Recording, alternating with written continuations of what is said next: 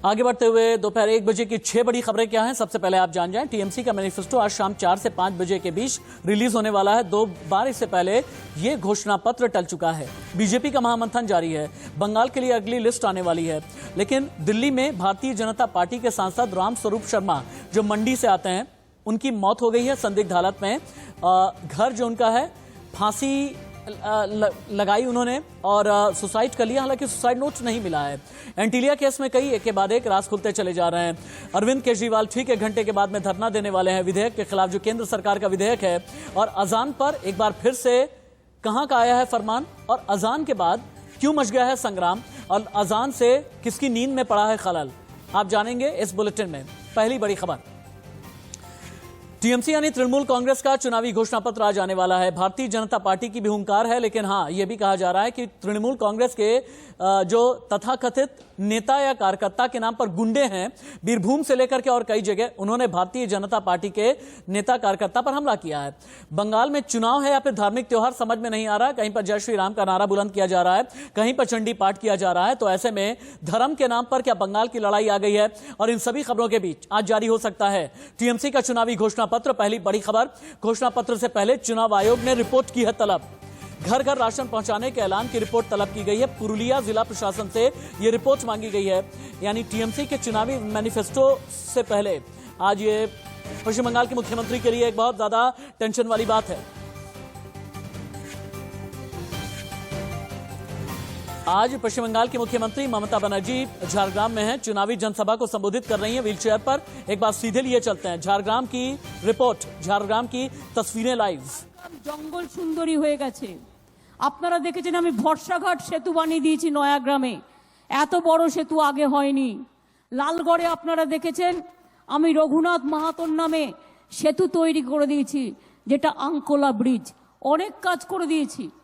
আজকে বলুন তো মা বোনেরা আমার, যারা আমাদের বিরুদ্ধে কুৎসা রটনা করছে, গত লোকসভা নির্বাচনে ঝাড়গ্রাম সিটটায় আমরা হেরে গেলাম। तो ममता का मैनिफेस्टो जारी होने वाला है, लेकिन मैनिफेस्टो में क्या खास बात रहेगी, ये आपके लिए जानना बहुत जरूरी है। सीधे इन्फोग्राफिक स्टूडियो आपको लेकर के चलते हैं। ममता के मैनिफेस्टो में किन किन पर फोकस रहेगा आप देखें। मुसलमान, मতুआ, राजवंशी, किसान, महिला, युवा, छात्र और मछुआरे। कहा यह जा रहा है कि इतने वर्ग हैं, 6-7 वर्ग हैं, जिनके इर्द गिर्द ही ममता का मैनिफेस्टो आएगा। इनके लिए लुभावने वादे किए जाएंगे। ये बताया जाएगा कि आपके लिए 5 साल पहले हमने जितने वादे किए थे, किस तरह से हम पूरे करने जा रहे हैं। लेकिन ममता के मैनिफेस्टो में प्रशांत किशोर का कितना दिमाग चला है। पीके का जो प्लान होता है नंबर वाला होता है। कहा यह जा रहा है ममता बनर्जी के लिए भी 10 वायदों वाला प्लान किया है। ठीक उसी तरह से प्रशांत किशोर ने जैसे बिहार में 7 निश्चय नीतीश के लिए तैयार किए थे, पंजाब में कैप्टन अमरिंदर सिंह के लिए 9 नुक्ते तैयार किए गए हैं। आंध्र प्रदेश में वाईएस जगनमोहन रेड्डी के लिए 9 रतनालू प्लान तैयार किया गया था मैनिफेस्टो में। तमिलनाडु में स्टालिन के 7 वादे तैयार करवाने वाले प्रशांत किशोर। अब ममता के 10 वादे, लेकिन 10 वादों में क्या क्या रहेगा आप ये जाने। ममता के पिटारे से क्या निकलने वाला है, टीएमसी का चुनावी वादा क्या रहेगा। राशन की मुफ्त डिलीवरी, बिचौलियों का सफाया, पीडीएस यानी पब्लिक डिस्ट्रीब्यूशन सिस्टम को बढ़ावा, हेल्थ पर फोकस, महिलाओं पर निगाहें, नौकरियों का वादा किया जाएगा। पेट्रोल सब्सिडी पर पेट्रोल डीजल पर सब्सिडी की बात की जाएगी। कहा यह जाएगा कि केंद्र सरकार आपकी जेब पर सीधे तौर पर वार कर रही है। सब्यसाची का रुख कर लेते हैं, कोलकाता से सब्यसाची लाइव है। सब्यसाची, 2 बार मैनिफेस्टो टला, क्या इस बार उम्मीद की जाए कि हाँ मैनिफेस्टो आएगा? मैनिफेस्टो के पीछे कितने दिमाग चले हैं, मैनिफेस्टो में क्या खास रहने वाला है, कितने बजे मैनिफेस्टो रिलीज होगा टीएमसी का? देखिए, बिल्कुल आज शाम 5 बजे मैनिफेस्टो रिलीज होने वाला है और झारग्राम में सभा करने के बाद मुख्यमंत्री ममता बनर्जी अपने कालीघाट घर से मैनिफेस्टो रिलीज करेगी। और खास बात बता दें कि मैनिफेस्टो पे इस बार यूथ, महिला, ओबीसी, एससी और एसटी पे फोकस किया जाएगा और 5 लाख से अधिक एम्प्लॉयमेंट दिए जाएंगे और यूथ पे ज्यादातर फोकस रहेगा, क्योंकि यूथ लगातार, आप अगर पश्चिम बंगाल की बात करें तो अनएम्प्लॉयमेंट बहुत ज्यादा है, तो इसके ऊपर मेजर फोकस रहेगा। और 10 सेक्टर, 10 वादे किए जाएंगे और घर घर राशन भी मिलेगा गरीबों को, जिसपे कि ईसीआई ने लेटर लिखा है। ये बहुत बड़ा अहम पॉइंट है जो ममता बनर्जी ने खुद पुरुलिया में कहा था। और आज 5 बजे मैनिफेस्टो रिलीज करेगी सीएम खुद। ठीक है सब्यसाची, बहुत धन्यवाद आपका इस तमाम जानकारी के लिए। बंगाल से लेकिन इस वक्त की एक और बड़ी खबर आ रही है। अब से थोड़ी देर में भारतीय जनता पार्टी करेगी व्हील चेयर ट्रिब्यूट मार्च। फिर से सुनिए, व्हील चेयर ट्रिब्यूट मार्च मायो रोड पर अब से थोड़ी देर में मार्च शुरू होने वाला है। बंगाल में भारतीय जनता पार्टी के कार्यकर्ता जिनकी हत्या हो गई, राजनीतिक हिंसा की वजह से उनकी जान चली गई, उन्हें श्रद्धांजलि देने के लिए भारतीय जनता पार्टी ने यह कार्यक्रम रखा है। 2018 से अब तक बंगाल में 130 बीजेपी कार्यकर्ताओं की हत्या हुई है और उन्हें ही श्रद्धांजलि देने के लिए बीजेपी व्हील चेयर ट्रिब्यूट मार्च करने वाली है। यानी व्हील चेयर पर अगर ममता बनर्जी हैं तो व्हील चेयर से ममता का खेला चल रहा है, वहीं पर उन्हें जवाब देने के लिए बीजेपी ने व्हील चेयर ट्रिब्यूट मार्च की तैयारी की है। अगली बड़ी खबर, पश्चिम बंगाल के लिए बीजेपी की तीसरी लिस्ट आ जाने वाली है। बीजेपी चुनाव के लिए ये लिस्ट आएगी और केंद्रीय चुनाव समिति की बैठक में ये नाम फाइनल होने जा रहे हैं आज ही। यानी थर्ड लिस्ट में कितने अभिनेता होंगे और बाकी क्या फिर से सांसदों का नाम सामने आएगा, क्योंकि पिछली लिस्ट में हमने देखा था कि 4 सांसदों जिनमें केंद्रीय मंत्री भी हैं, उन्हें भी भारतीय जनता पार्टी ने चुनावी मैदान में उतारा। पश्चिम बंगाल के बाद अगली बड़ी खबर मुंबई से है। सचिन वाजे से जुड़ी बड़ी खबर है। खुद को सुपर कॉप समझने लगा था सचिन वाजे। सचिन वाजे ने एटीएस के डीसीपी को हेकड़ी दिखाई थी। डीसीपी को कहा था, सचिन वाजे नाम है मेरा, आपका यहां कोई काम नहीं, केस मैं देख लूंगा। यानी एंटीलिया के बाद जिस दिन स्कॉर्पियो में जिलेटिन की छड़ें मिली थी, जब एटीएस के डीसीपी पहुंचे, सचिन वाजे भी पहुंचा। सचिन वाजे ने कहा कि आप यहां से जाइए। डीसीपी ने पूछा, आप कौन होते हैं? तो सचिन वाजे बोला कि मैं सचिन वाजे हूं। यानी अपनी हेकड़ी दिखाना चाहता था, सुपर कॉप वाली छवि दिखाना चाहता था, अपनी दबंग छवि दिखाने की कोशिश सचिन वाजे किया करता था। अब आप 6 तस्वीरों के जरिए जाने कि आज अभी तक कितने राज खुले हैं। 4 कार, स्कॉर्पियो, इनोवा, मर्सिडीज और एक और कार है जिनमें सारे राज दबे हैं। सचिन वाजे इन कार्स का कभी ना कभी इस्तेमाल करता था। केरोसिन, कपड़े और कैश बरामद हुए हैं। नोट गिनने की मशीन भी मिली है। कुर्ता पजामा में सचिन वाजे है। एनआईए का यह कहना है कि जो तस्वीरें कल रिलीज हुई हैं या जो सामने आई हैं मीडिया के, उनमें पीपीई किट सचिन वाजे ने नहीं पहनी, बल्कि कंफ्यूज करने के लिए कुर्ता पजामा और सर पर रुमाल डाली है। और इन सभी के बीच में सचिन वाजे ने एनआईए के सामने बेतुकी दलील दी है। दलील देकर के सचिन वाजे ने कहा है, एनआईए की जांच अभी भी जारी है और सचिन वाजे ने यह कहा है कि मैंने सुर्खियां बटोरने के लिए, पब्लिसिटी हासिल करने के लिए ये सारे कांड किए हैं, लेकिन एनआईए को पच नहीं रहा। एंटीलिया केस से जुड़ी सूत्रों के हवाले से बड़ी खबर यह है कि एनआईए पूछताछ में सचिन वाजे ने कई बड़े खुलासे किए हैं। एनआईए को चौथी गाड़ी की जानकारी भी मिली है। अभी की बड़ी खबर, सचिन वाजे ने किसी अधिकारी का नाम नहीं लिया, लेकिन यह कहा कि सुर्खियों में आने के लिए मैंने ऐसा किया है। सचिन वाजे के बयानों पर एनआईए को किसी भी तरह से विश्वास नहीं है। इंडिया न्यूज संवाददाता अभिषेक शर्मा मेरे साथ लाइव जुड़े हैं। अभिषेक, मैं पहला तो यह जानना चाहता हूं कि सचिन वाजे की कार में नोट गिनने की मशीन क्यों थी? अभी तक एनआईए जांच में क्या क्या सामने आया है? बिल्कुल, देखिए ये बात तो सही, जाहिर सी बात है ये जांच पड़ताल कर रही है कि आखिरकार नोट गिनने की मशीन उस गाड़ी में कैसे आई, और क्योंकि जिस गाड़ी को खुद सचिन वाजे यूज किया करते थे और जिसके इस पूरे मामले पर विरोधियों द्वारा बड़ा आरोप भी लगाया गया है कि किस तरीके से इस गाड़ी में नोट गिनी जा रही थी, और नोट गिनने के बाद कह सकते हैं आरोप लगाने का प्रयास किया है कि कहीं न कहीं पॉलिटिकल कनेक्शन इसके पीछे है और नोट गिनकर किसी और को देने की बात लगातार कही गई है। यही वजह है कि आशीष लाल, जो कि बीजेपी के नेता, उन्होंने अभी भी एक ट्वीट किया है, जिसमें साफ उन्होंने इस मामले पर लेकर आरोप लगाया है कि जो कॉमन मिनिमम प्रोग्राम जो महाराष्ट्र सरकार का कहा गया था, मां विकास आघाड़ी का, क्या यही कॉमन मिनिमम प्रोग्राम था क्या कि गाड़ी में नोट की मशीन गिनकर एक पुलिस वाले की गाड़ी में रखा जाए और नोट गिनाया जाए, उनके पास पहुंचाया जाए? ऐसे तल्ख टिप्पणी करते हुए उन्होंने ट्वीट किया हुआ है। देखिए, एनआईए लगातार जांच पड़ताल कर रही है। खुलासे लगातार हमारे इंडिया न्यूज के माध्यम से हम दर्शकों को बता रहे हैं कि किस तरीके से इस पूरे मामले पर पूरी तरीके से एक बड़ा साजिश रची गई थी, और यही जानने का प्रयास एनआईए लगातार सिद्ध कर रही है आखिरकार क्यों इस पूरे कारनामे को अंजाम दिया सचिन वाजे ने, क्यों आखिरकार यह काम किया इन्होंने। और यही बात को लेकर लगातार सचिन वाजे बताने का प्रयास अब कर रहे हैं कि जैसा आपने बताया ही जो रिपोर्ट के माध्यम से कि किस तरीके से वह बता रहे हैं कि हमने पब्लिसिटी के लिए पाने के लिए किया था। लेकिन सच्चाई यही है कि पब्लिसिटी के लिए नहीं है, ये एक बहाना है उनको बचने के लिए। सच्चाई तो जो एनआईए को समझ में आ रहा है कि इसके पीछे बहुत बड़ी साजिश है, बहुत बड़ी कड़ी है। यह एक छोटी मछली है, बड़ी मछली का इस पे आना भी बाकी है। बहुत बड़ा षड्यंत्र है। षड्यंत्र का मास्टरमाइंड कौन है, असली चेहरा कौन है? अगर सचिन वाजे सिर्फ और सिर्फ मोहरा है, तो फिर असल में इसका गॉडफादर कौन है? कहां बैठा हुआ है? क्या पुलिस में है, कोई नेता है, कोई टेरर एंगल है, मुंबई में है या भारत के बाहर है? बड़ा सवाल है। अगली बड़ी खबर, बीजेपी सांसद रामस्वरूप शर्मा की संदिग्ध हालत में आज मौत हो गई। दिल्ली के घर में फंदे से लटका मिला है शव। हिमाचल के मंडी से सांसद थे रामस्वरूप शर्मा, लेकिन कोई सुसाइड नोट बरामद नहीं हुआ है और इसीलिए सवाल ये पैदा हो रहे हैं कि किन हालातों में और किस वजह से रामस्वरूप शर्मा ने सुसाइड किया है। दिल्ली पुलिस अभी भी जांच कर रही है।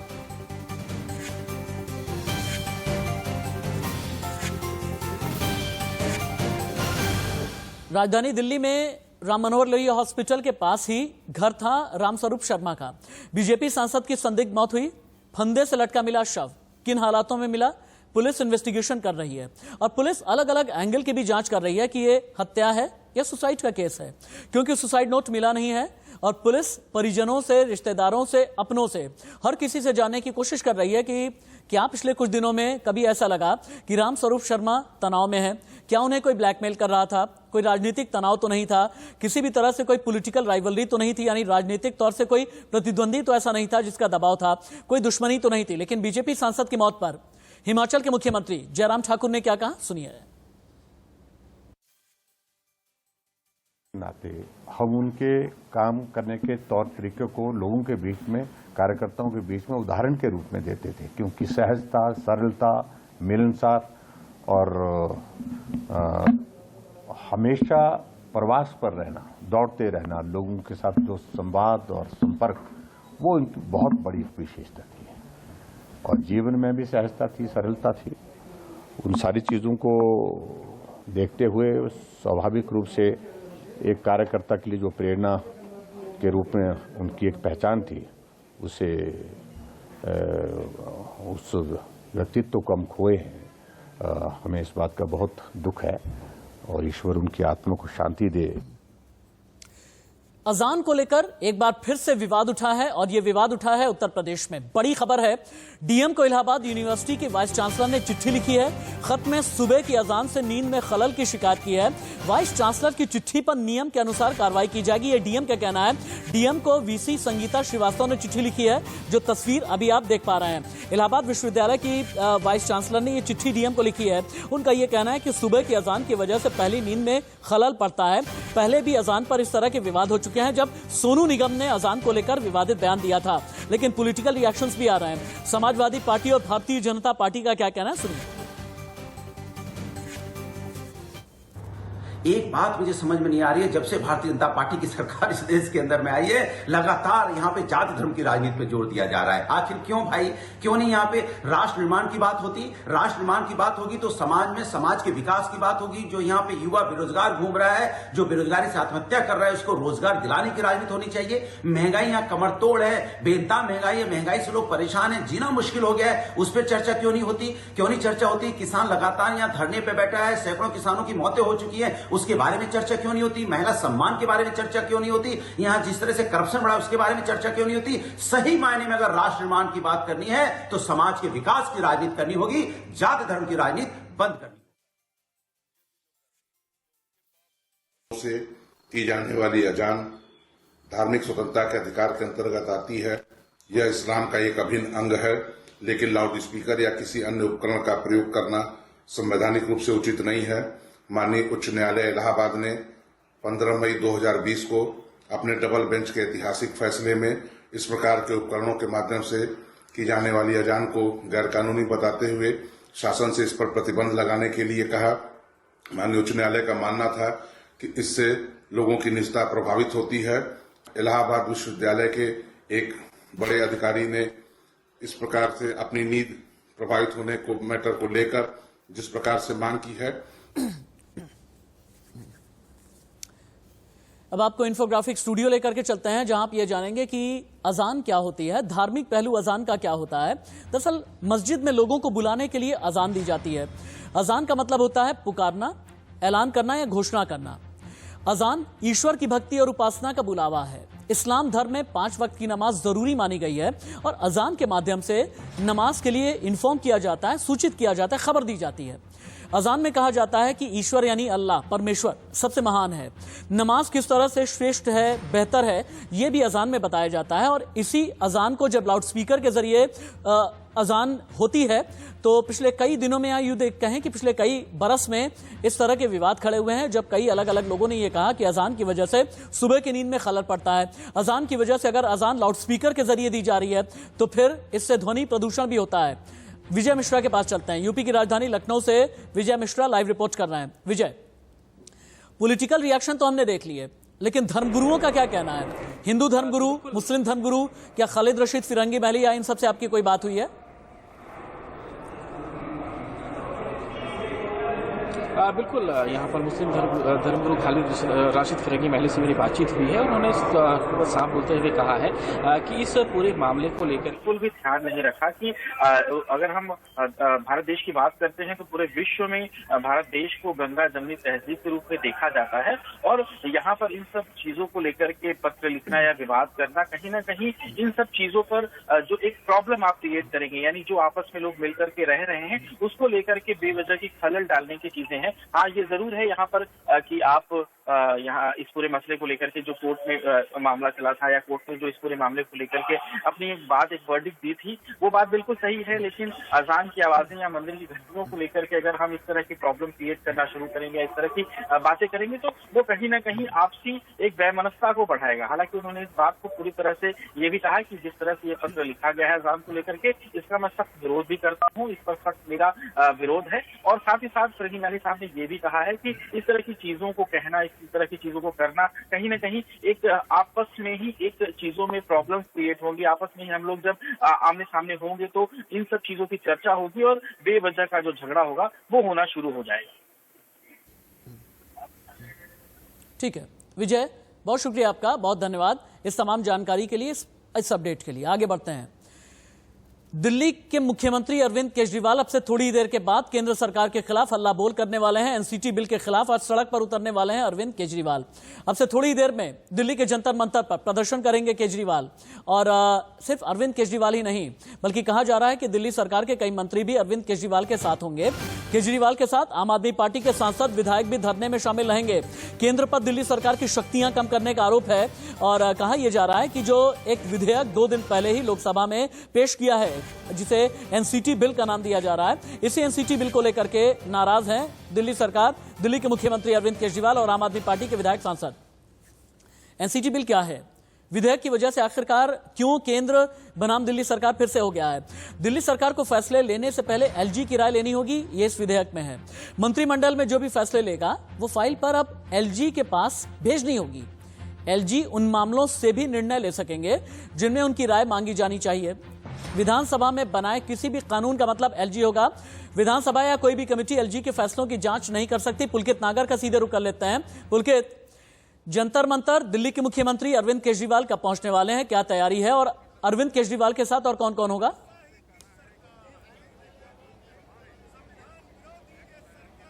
देखिए, 2 बजे ये प्रोटेस्ट शुरू होगा, 4 बजे दिल्ली के मुख्यमंत्री यहाँ पहुंचेंगे।